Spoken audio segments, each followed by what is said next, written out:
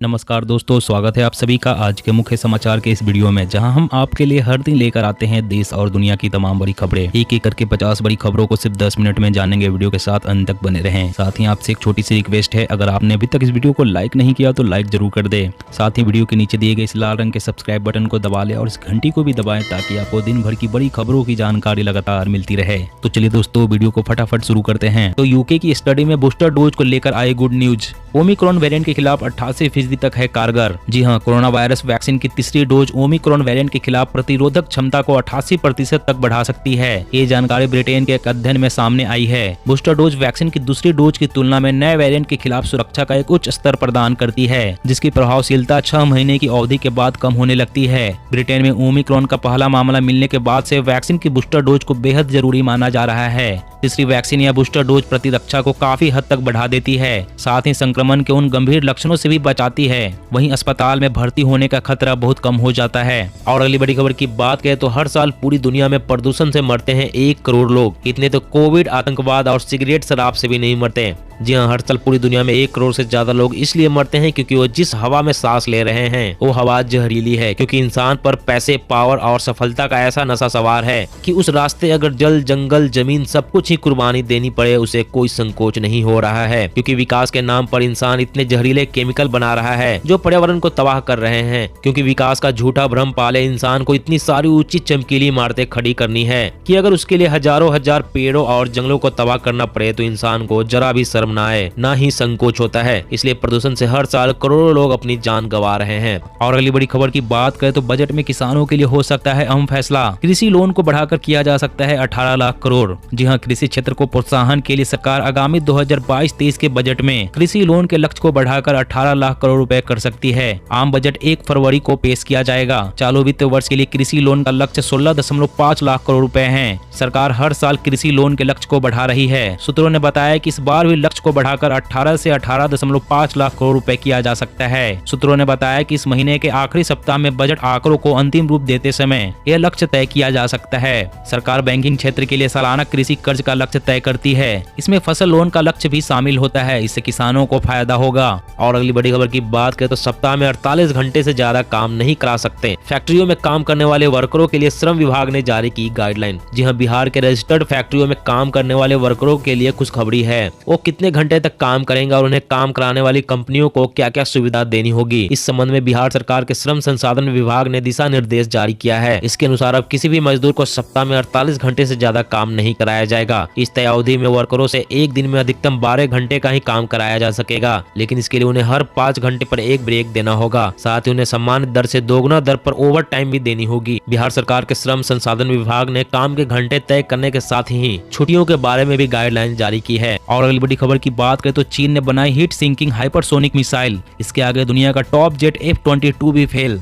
चंद second में मचा सकती है तबाही। जी हाँ, चीन के वैज्ञानिकों ने दावा किया है कि उन्होंने इंफ्रारेड होमिंग तकनीक से लैस नेक्स्ट जनरेशन वाले हाइपरसोनिक हथियार तैयार किए हैं, जो अमेरिकी सेना के पास 2025 तक भी नहीं होंगे। विशेषज्ञों का मानना है कि चीन की हाइपरसोनिक मिसाइल ध्वनि से भी कई गुना तेज रफ्तार के साथ किसी दूसरी मिसाइल या लड़ाकू विमान से निकलने वाली गर्मी का पीछा करके उस पर निशाना साध सकती है। मिसाइल की गर्मी का पीछा करने की क्षमता उसे बाकी हथियारों से कहीं घातक बनाती है। इस खूबी की मदद से हवा में उड़ने वाले स्टेल्थ विमानों, जहाज और सड़क पर चल रहे वाहनों पर भी सटीक निशाना लगा सकती है। और अगली बड़ी खबर की बात करें तो राम भक्तों के लिए बड़ी खुशखबरी। श्रद्धालुओं के लिए दिसंबर 2023 तक खुलेगा भव्य राम मंदिर। 2025 में पूरा होगा काम। जी हाँ, देश और दुनिया भर के राम भक्तों के लिए अयोध्या से एक बड़ी खबर आई है। श्री राम जन्मभूमि तीर्थ क्षेत्र ट्रस्ट ने दावा किया है कि दिसंबर 2023 तक राम मंदिर में श्रद्धालु अपने आराध्य राम लल्ला का दर्शन कर सकेंगे। अयोध्या में बन रहा राम मंदिर 2023 दिसंबर तक राम भक्तों के लिए खोल दिया जाएगा। पूरा राम मंदिर परिसर भले ही बनकर तैयार न हो, लेकिन तब तक गर्भगृह बनकर तैयार हो जाएगा।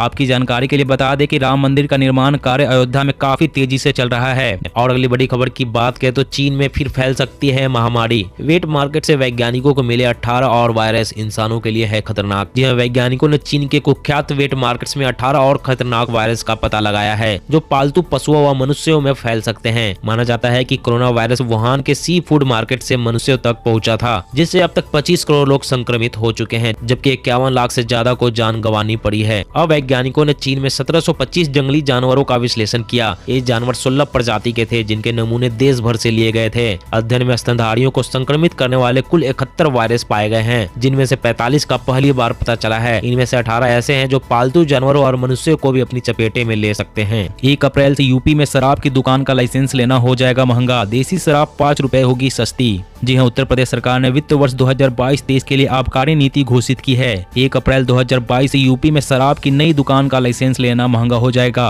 वहीं प्रदेश में देसी शराब की कीमतें घट जाएगी। उत्तर प्रदेश सरकार ने अगले वित्तीय वर्ष में सभी श्रेणियों की शराब की दुकानों के लिए लाइसेंस शुल्क में 7.5% की बढ़ोतरी करने का फैसला लिया है। इस कदम से राज्य सरकार को 41,000 करोड़ रुपए का अतिरिक्त वार्षिक राजस्व प्राप्त होगा। यूपी सरकार ने देसी शराब पर लगने वाले कोविड सेस को हटाने का फैसला किया है। कोविड सेस हटने से देसी शराब की कीमत में 5 रुपए की गिरावट आने की उम्मीद है। और अगली बड़ी खबर की बात करें तो यात्रियों के लिए खुशखबरी। अब आप भी एसी कोच में कर सकेंगे सफर। लंबी दूरी की ट्रेनों में कम हो सकता है किराया। जी हां, भारतीय रेलवे यात्रियों की सुविधा के लिए लगातार कई संभावनाएं तलाश रही है। इसी के मद्देनजर जनरल क्लास को एसी कंपार्टमेंट में बदलने की तैयारी की जा रही है। देश में हर रोज हजारों लोग ट्रेनों में सफर करते हैं। कुछ लोगों की लंबी दूरी की यात्रा होती है। ऐसे में हर यात्री एसी कोच में सफर तो करना चाहता है, लेकिन उतना किराया देना मुमकिन नहीं हो पाता। उनके लिए रेलवे की तरफ से न केवल जनरल कोच को एसी कंपार्टमेंट में बदलने की तैयारी की जा रही है, बल्कि एसी कोच में यात्रियों को सस्ता सफर करने का मौका मिलेगा। नए एसी कोच का किराया काफी ज्यादा घटाया जाएगा।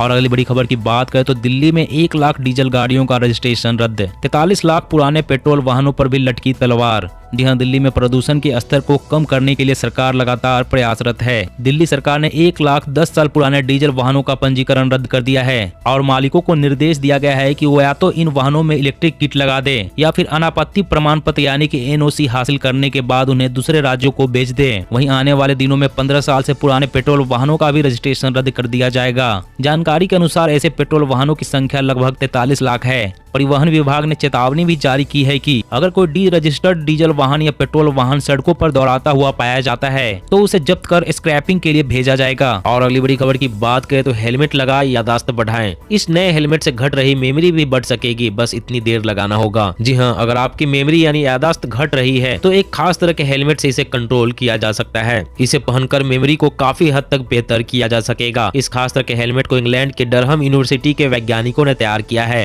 वैज्ञानिकों का कहना है कि इस हेलमेट की मदद से उन बुजुर्गों की कम होती यादाश्त को घटने से रोका जा सकेगा जो डिमेंशिया यानी भूलने की बीमारी से जूझ रहे हैं। उन्हें इस हेलमेट को मात्र 6 मिनट तक पहनना होगा। हेलमेट को पहनने से मेमोरी को कंट्रोल करने वाले दिमाग की डैमेज हो चुकी कोशिकाएं दोबारा ठीक की जा सकती है, यानी हेलमेट की मदद से उनके काम करने की क्षमता को बेहतर बनाया जा सकता है। और अगली बड़ी खबर की बात करें तो ओमिक्रॉन के केस ज्यादा बढ़ने से प्रभावित हो सकता है स्वास्थ्य ढांचा। तेज करे तैयारी, मंडाविया ने राज्यों को दिया निर्देश। जी हां, देश में कोरोना वायरस संक्रमण के बढ़ते मामलों और ओमिक्रॉन वेरिएंट के खतरे के बीच केंद्रीय स्वास्थ्य मंत्री मनसुख मंडाविया ने सभी राज्यों और केंद्र शासित प्रदेश के साथ समीक्षा बैठक की। उन्होंने राज्यों के स्वास्थ्य मंत्रियों को कहा कि वे ओमिक्रॉन वेरिएंट को फैलने से रोकने के लिए अपनी तैयारी तेज कर दें। स्वास्थ्य मंत्री ने कहा कि कई देशों में पहले के मुकाबले कोविड-19 के मामलों में 3 से 4 गुना बढ़ोतरी देखने को मिल रही है। मंडाविया ने कहा कि संक्रमण के मामले ज्यादा बढ़ने से स्वास्थ्य व्यवस्था प्रभावित हो सकती है, इसलिए स्वास्थ्य सुविधाओं को मजबूत बनाने में कोई कसर न छोड़े।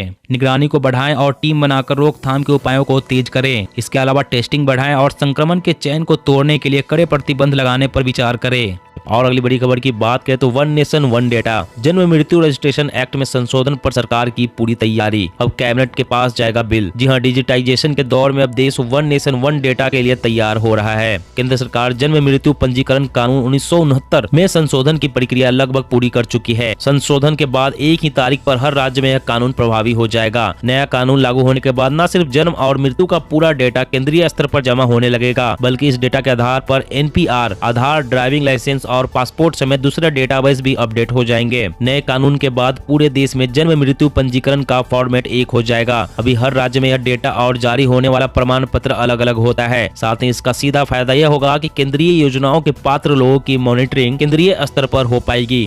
और अगली बड़ी खबर की बात करें तो hit and run road accident में मारे गए लोगों के परिवारों के लिए मुआवजे की राशि को सरकार जल्द ही 25,000 रुपए से बढ़ाकर 2 लाख रुपए करेगी।